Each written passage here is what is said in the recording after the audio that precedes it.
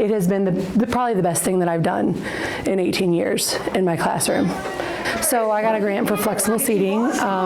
It basically gives the students choices in where they sit, where they're most comfortable learning. So we got lots of different types of seating. We have tractor chairs, we have floor seats over there, wobble stools, lots of different things, because students learn differently. They need more, some students need more movement than others.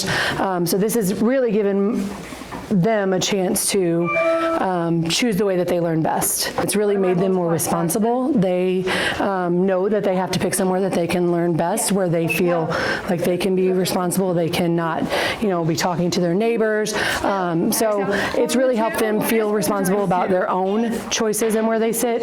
There's no way that I could have taken this on by myself.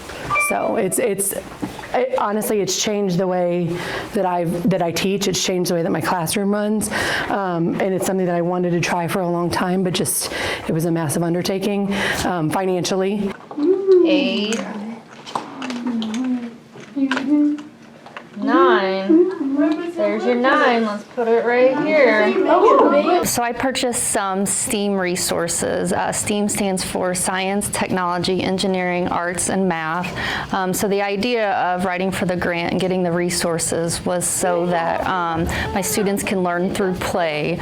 Even though in their eyes they're playing and doing all of this great stuff, I'm implementing reading and writing into the assignments, as well as math, just so that we can get away from always being on the Chromebook and always doing worksheets. So just mixing it up. My students all have different learning levels. So I teach grades 4th, 5th, and 6th. So trying to find curriculum and resources for that can be difficult. So by the resources, I was able to work on all the different learning level standards and use the resources to meet their learning needs. It benefits my students just because some of them might not always have the resources and the technology at home.